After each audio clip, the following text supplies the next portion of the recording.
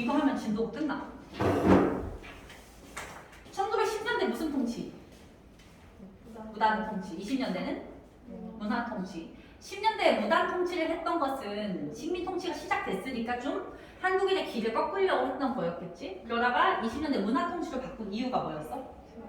3.1운동을 겪으면서 바뀐 거지. 근데 이제 30, 40년대에는 무슨 통치냐면 민족 말살 통치.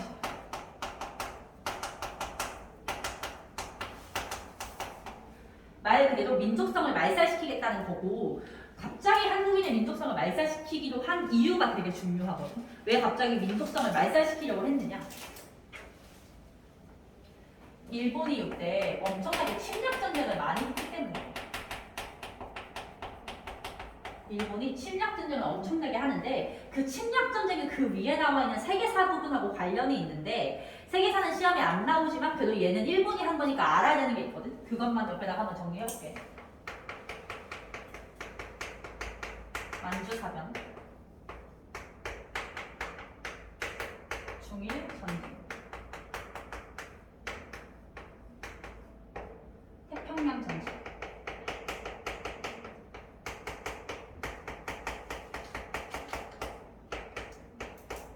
이렇게 세 개의 전쟁이 일본이 일으켰던 전쟁이고 연도는 중일전쟁만 외우는 걸로 합시다.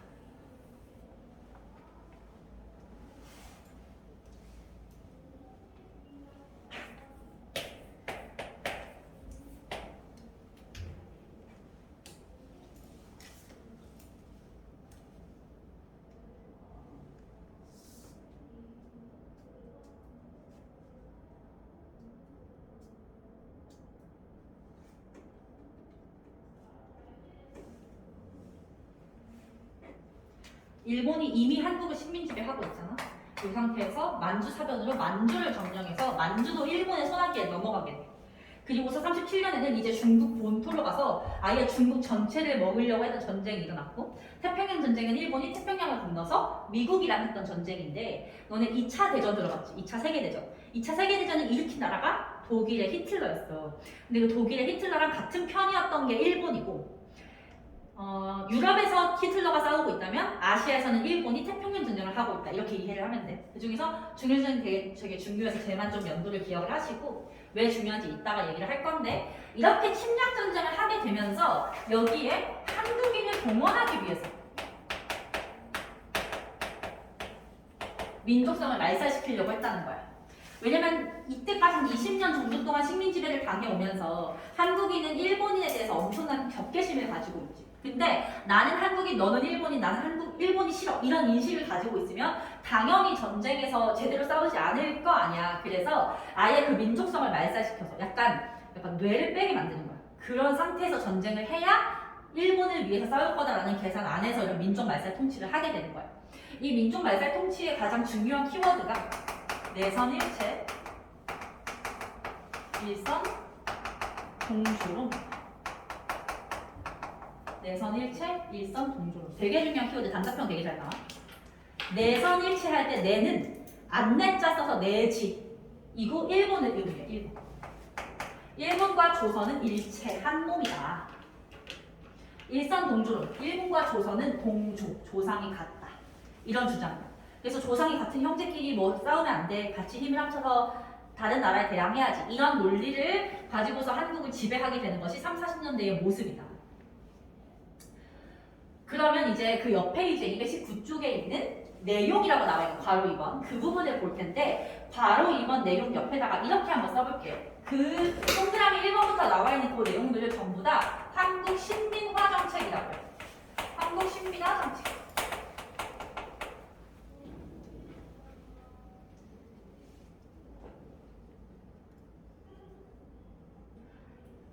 너네 일본이 자기네 왕을 뭐라고 부르는지 알지? 천황이라고 부르지. 황국은 천황국가를 의미해. 천황국가의 신민, 신하된 백성이라는 뜻이거든. 신하로서의 백성이 되라는 거야. 천황을 위해서. 그럼 신하로서의 백성이 뭐냐? 그러니까 신하들은 왕의 명령을 거역할 수 있어, 없어? 절대 거역할 수 없어. 거역하면 유배가거나 벌을 받거나 목이 날아가는 거야. 왕이 죽으라고 사약을 내리면 그거 먹고 죽어야 되는 게 신하가 하는 일이지. 그 신하 같은 백성이 되라는 소리야. 그래서 그 내용들을 쭉 볼 텐데 일단 첫 번째 한국 신민 암송이 나와 있지. 한국 신민사상 암송은 별표입니다.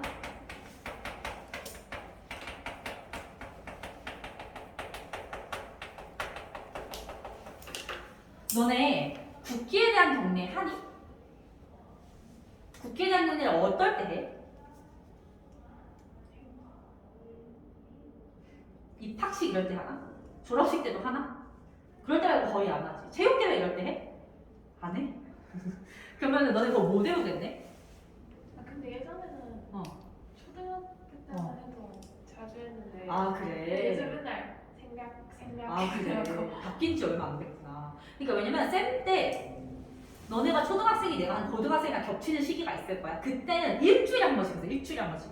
매주 월요일마다 주말 지나고 학교 오면 월요일에 무조건 아침에 그런 조회를 하는데 그때마다 애국가를 부르고 국기에 대한 경례를 항상 했어. 그래서 나는 지금 또 그걸 외울 수가 있거든. 근데 내가 나 때만 해도 그걸 되게 자주 했는데 너네 때 지금 안 한다는 것은 어떤 변화가 있다는 거 아니야. 국기에 대한 경례를 매일마다 암송하게 시킴으로써 국가에 대한 충성심을 키우게 하고 싶었던 거지. 근데 이제는 더 이상 그런 게 통하지 않는 시대가 되니까 안 하는 걸 거 아니야. 마찬가지로 한국신민서사를 어린애들에게 주로 암송을 매일매일 시키는 거야. 그래서 이 아이들이 세대가 되는 거야. 나는 진짜로 천황님을 위해서 뭔가를 하기 위해서 이 나라의 국민이 됐구나 라는 거를 이제 생각하게끔 만드는 거지. 그리고 옆에 공성교배 나와 있지. 공성교배. 너네 그거 알지? 이슬람교 믿는 사람들이 어디에 있든 간에 하루에 한 번씩 메카를 향해서 절하는 거 똑같아. 어디에 있든지 간에 일본 왕이 있는 궁성을 향해서 절을 하는 게 궁성교배야. 오케이? 그 다음 아래 신사참배 나와 있지. 신사참배. 일본은 되게 그 믿는 신이 되게 다양해. 여러 가지 신을 믿는데 그 중에서 우리나라에 세웠던 신사는 일본의 조상신을 모시는 신사였어. 그거를 남산에다가 세운 거야. 서울 남산에. 그러고서 한국인이 가서 참배를 하게 시킨 거지. 일선동조론. 일본의 조상을 너네 조상처럼 여겨라. 이런 거지. 그 다음 아래 일본식 성명 강요. 그거는 네 글자로 창씨개명 알고 있지? 나 창씨개명을 강요해서 이름을 바꾸게끔 시켰고, 우리말 사용은 금지됐어. 우리말 사용은 공공장소에서 쓰는 게 금지돼서 뭐 집에서 쓰는 거야 어쩔 수 없지만. 그래서 내가 아까 우리 쌤네 할머니가 93살이라고 했잖아. 32년생인가 그렇거든. 그러면 쌤이 딱 요때 쌤네 할머니가 태어나서 10대 학생이 됐을 때가 요때였을 거 아니야. 쌤네 할머니는 지금 90살이 넘은 지금까지도 일본어를 조금 할 줄 알아. 그러니까 일상생활 언어를 할 줄 알아. 그래서 쌤네 어떤 친척분이 아예 일본에서 나고 자란 분이 계셔서 한국말을 못하는 분 계시거든. 그분하고 국제전화를 하면은 항상 일본어로 대화를 해. 사실은 20대 때 배운 것이 되게 오래 기억에 남는다고 하잖아. 이때 얼마나 일본어를 많이 했는지 약간 추측을 할 수 있지. 어쩌다 한 번 하는 걸로는 기억이 안 날 거 아니야. 아예 한국말을 하다가 걸리면 이제 잡혀가는 시대였던 거지. 아래 교육 부분을 보면 우리말 사용은 완전히 금지되어 있다. 우리말 사용. 당연히 우리말 교육도 금지됐고 우리 역사 교육도 금지됐다. 그래서 내가 무단통치 10년대 가르칠 때 얘들아 10년대 때 보통 실업 교육을 하고 일본어 중심으로 교육을 한다라고 하면서 한국어를 교육을 하기는 했다. 근데 외국어 시간 했다라고 했지? 이때는 아예 안 했다. 그거 구분을 하면 돼. 그 다음 아래에 뭐가 나와있니? 그 아래에 소학교. 요거 쓰자. 소학교. 소학교를 국민학교로 바꿨다. 요거는 별표야. 되게 시험 잘 나와.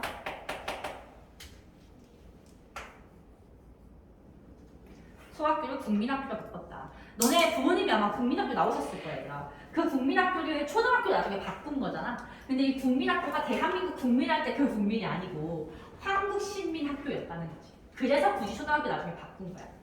내가 그 중간에 하나 건너뛴 게 있는데 하나만 체크할게요. 중간에 이거 찾아봐. 조선 사상범 예방 부분.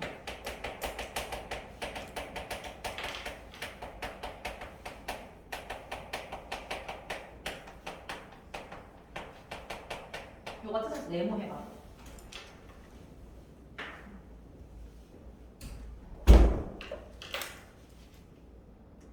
(1925년에) 독립운동가와 사회주의자를 처벌하기 위해서 만들었던 법이 뭐지? 1925년에 사회주의자랑 독립운동가를 처벌하기 위해서 만든 법.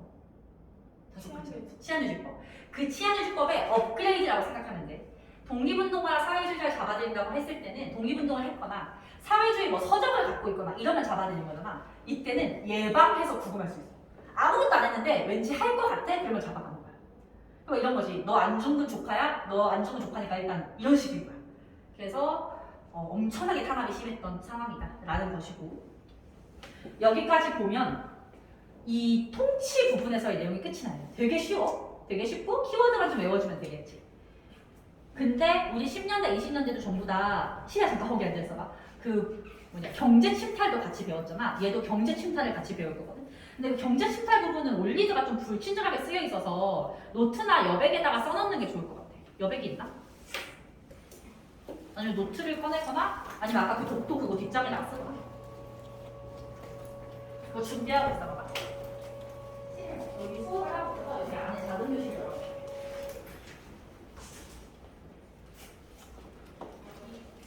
들어가면 될 것 같고, 숙제는 이따가 내고.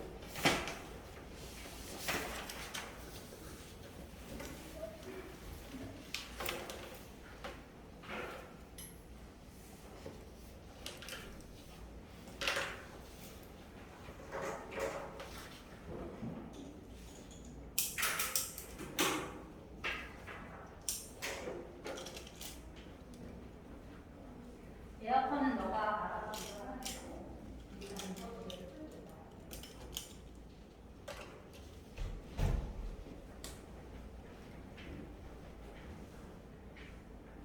경제 침탈 거기다 써놓고 그 책 사이에다 끼워넣든가 하면 될 것 같아.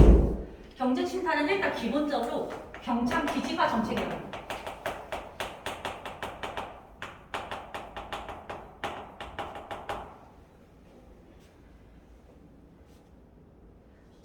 경제 침탈은 뭐였지?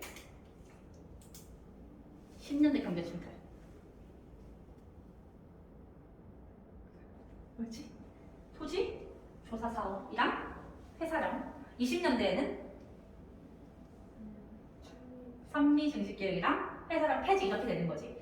30년대에는 일단 병참 기지화 정책인데, 이 병참 기지화 정책 옆에다가 팩트는 아닌데 이해하기 편하게 써놓을게. 얘들아, 이거 중일전쟁 전이라고 써.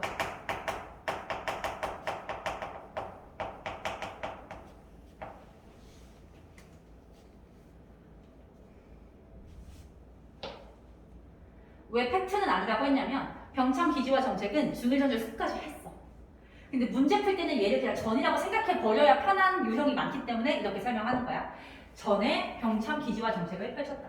병참 기지는 쉬운 말로 바꾸면 군사 기지라고 생각하면 돼. 한국을 일본의 군사 기지로 삼겠다라는 것인데, 일본이 지금 전쟁을 막 하잖아. 근데 그때 만주로 진출을 할 건데 일본이 섬나라잖아. 여기서 만약에 뭐 무기랑 탱크 같은 걸 생산을 하고 배로 이동시켜서 이동을 하면 너무 비효율적이니까 애초부터 한국에서 공장을 세워서 한국에서 생산을 하겠다라는 게 병참 기지화 정책이거든.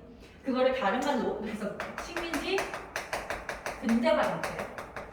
식민지 공업화라고 했어. 식민지 공업화. 공장을 마구 세우는 거야. 무기 만드는 공장을 군수공업이라고 하거든. 군수공업. 그리고 뭐 철을 만들거나 배를 만들거나 하는 걸 중화학공업이라고 해. 우리나라의 군수공업, 중화학공업을 이제 발달시켜주기 시작을 하는 거야. 오케이? 근데 이런 공장들을 얘들아, 북부 지방에 세우는 것과 남부 지방에 세우는 것 중에 뭐가 더 효율적일까? 북부 지방이 더 효율적이겠지. 금방 가져갈 수 있잖아. 그리고 원래 북한에 산이 많아서 광물 같은 게 많거든. 그래서 이제 원료를 구하기 쉽다는 이유로 북부 지방에 편중시켰다. 이게 되게 중요해.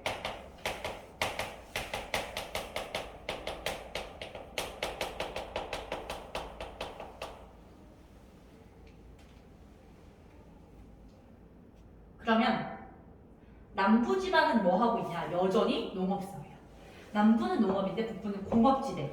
이런 거를 우리는 지역 불균형이라고 하지. 지역 불균형이 심화된다. 이 결과 지역 불균형이 심화된다.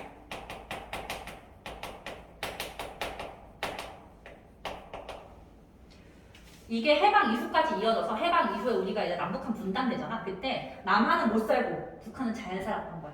그 격차를 야기한 것이 이 정책이고, 그냥 공업화가 아니라 앞에 식민지 공업화라고 붙은 이유는 어쨌든 공업화를 해준 건 맞잖아. 몇몇 사람들, 약간 그 일본의 논리에 가까운 사람들은 뭐라고 하냐면, 야 그래도 일제강점기에 공장도 생기고 근대화도 했으니까 너무 일본을 미워하지 말자라고 하는 사람들이 있어. 근데 우리는 거기다 이렇게 얘기하는 거지. 그 공장 다 자기네 이득 보려고 세운 거 아니야? 우리나라 사람들 잘 먹고 잘 살라고 세워진 게 아니잖아. 이렇게 목적성이 침략에 있을 때 앞에 식민지가 붙어서 식민지공업화라고 하는 거야. 그 다음 두 번째로는 남면 부양 정책이 있어.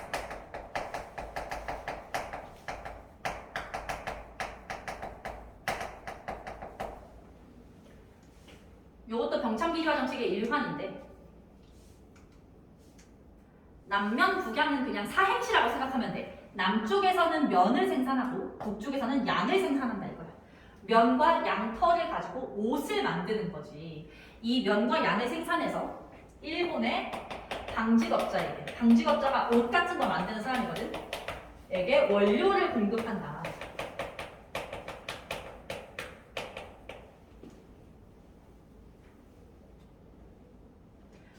이것도 마찬가지로 우리나라 사람들을 위해서 이런 걸 한 게 아니라 일본 방직업자에게 원료를 싸게 공급하기 위해서 이런 정책을 실시했다는 거지. 근데 얘들아, 우리 산미증식계획 하고 있었잖아. 근데 한 땅에서 쌀도 생산하고 면이나 양도 생산할 수는 없겠지. 그래서 이거 약간 심한데 어떻게도 표현될 수 있냐면 산미증식계획이 중단됐다라고 표현할 수 있어.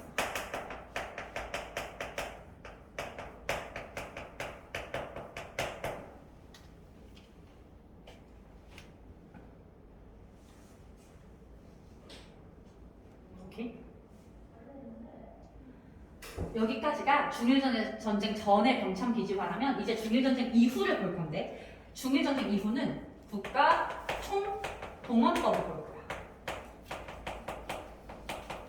얘는 1938년 중일전쟁 1년 뒤고 연도가 그렇게 중요하진 않으니까 중일전쟁 후라고만 기억을 해주세요.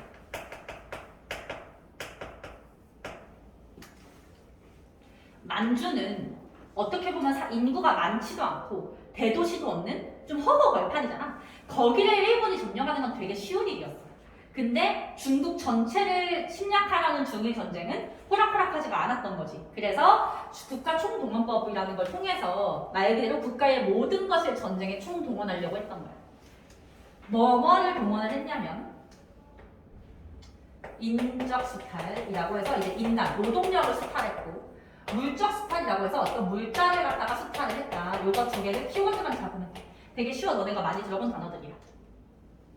일단 인적 수탈에는 지원병제, 징용제, 징병제 이렇게 세 개가 세트야.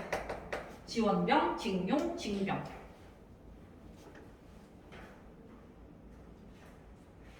지원병은 자원해서 병사로 가는 거거든.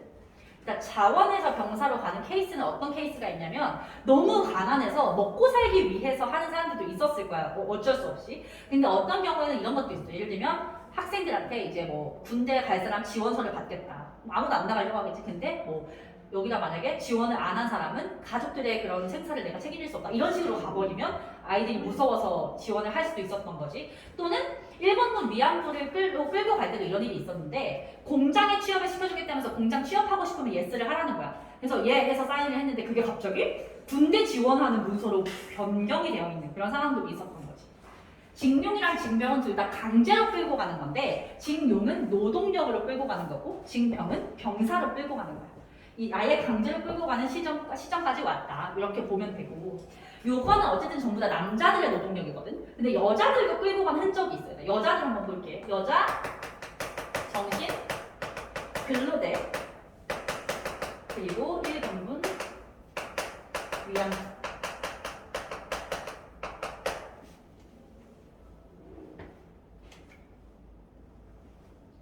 여자 정신근로대 1번분 위안부. 여자 정신근로대는 여자들을 노동력으로 끌고 간 거야. 공장에 끌고 가든 군대에서 밥이나 빨래 하는데 끌고 가든 그런 일들을 했던 거고 1번분 위안부는 너네가 알고 있는 그 개념이 맞지. 근데 여기서 일단 하나만 설명하고 넘어갈게. 1번분 위안부에서 내가 작은 따옴표를 붙였지. 이 작은 따옴표에 대한 얘기를 할 거야. 한국인이면 알아야 되는 내용이기도 하고 시험에서도 선생님이 깐깐하면 이 작은 따옴표 뺐을 때 점수를 감점할 수 있어. 일단은 따옴표를 왜 붙이는지 설명을 해줄게 얘들아. 위안부라는 표현을 한번 생각해보자. 위안부라는 단어의 뜻이 뭘 것 같아? 너네가 아는 위안은 위로를 주다라는 개념밖에 없잖아. 그 뜻이야. 일본군에게 위로를 주는 존재라는 의미거든. 이렇게 얘기하면 될 것 같다는 것 같아. 절대 안 되고 이거는 일본이 쓰고 싶어하는 표현이다. 그래서 위안부라고 하면은 이런 해석이 자동으로 되는 거예요. 한국 여자애들이 일본 군인들을 위안하기 위해서, 위로하기 위해서 자원해서 갔어요. 이런 표현이 돼버려 자동으로. 그래서 원래는 이 표현을 쓰면 안 되고 국제적으로 어떤 표현이 맞는 표현이냐면 성노예가 맞는 표현이에요. 일본군 성노예. 그래서 원래는 영어로도 이제 섹스 슬레이브라고 하고 성노예라고 해야 맞는데 문제는 이 피해자분들이 여전히 생존해 계시잖아. 근데 그분들한테 성노예라는 표현이 딱 들었을 때 얼마나 충격적이고 고통스럽겠어. 실제로 생존자분들이 나는 그 표현을 듣고 싶지 않다고도 얘기를 하신 거야. 그래서 적어도 그분들이 생존해 계실 때까지만이라도 약간 간접적인 표현인 위안부를 쓰되 임시로 쓰는 거라는 표시를 꼭 해주자라는 거지. 그래서 따옴표를 빼면 일본 애들이 원하는 그 의미가 되니까 반드시 작은 따옴표를 붙여야 되고 그냥 위안부 이렇게 하면 안 되고 앞에 일본군을 꼭 붙여야 돼. 가해자를 빼먹으면 안 되니까 가해자를 기억하자는 의미에서 일본군 작은 따옴표 위안부. 이게 맞는 표현. 오케이? 물적 스타일로 가보자. 물적 스타일. 물자를 스타일을 해가는데 미국 쌀 그리고 금속을 갖다가 공출해갔어. 공출이 키워드야. 공출. 공적인 목적으로 가지고 나갔다 이거지. 쌀은 뺏어가서 군인들 먹이고 금속은 뺏어가서 녹여서 무기 만드는 데 쓰겠지. 얼마나 탈탈탈 털어갔냐면 집안에 뭐 숟가락, 젓가락, 제사 용기, 문 손잡이까지 다 가져갔대. 그러고서 이 쌀을 가져갔잖아. 그럼 한국인들이 뭘 먹고 살았냐? 식량을 배급해서 먹었다. 배급지. 식량 배급제. 너네가 급식 먹듯이 매 끼니 때마다 가서 배급해서 먹었는데 절대 너네 급식 같은 수준으로 나오지 않아 얘들아. 어떤 식으로 나왔냐면 유통기한이 이미 지난 통조림 아니면 이미 말라 비틀어진 도토리묵 새알 이렇게 줬대. 그러니까 그거를 먹고 살았어야 했던 끔찍한 상황이었다. 여기까지가 그 총동원법 내용인데 하나를 더 추가할게. 이거 좀 어렵게 나오면 나올 수 있거든. 교과서에도 있을 거야. 국민 정신 총동원운동. 요게 이제 국가 총동원법의 약간 세트.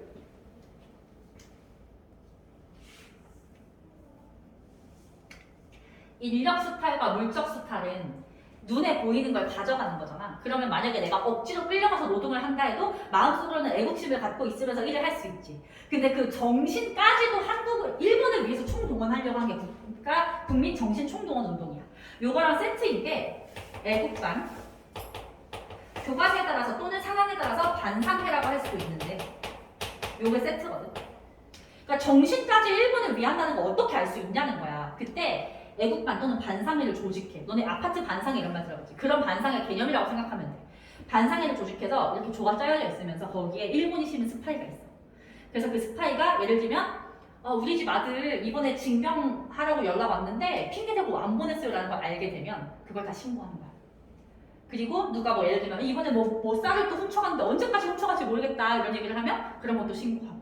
그래서 내 주변 인물, 친구도 믿을 수 없는 사회까지 만들어진 게 요 민족말살통치 시기의 일이다. 이렇게 하는 거야. 그러면 3-5가 끝이야 얘들아. 여기까지입니다. 여기까지. 그러면 1판은 내가 영상 찍힌 거 끄고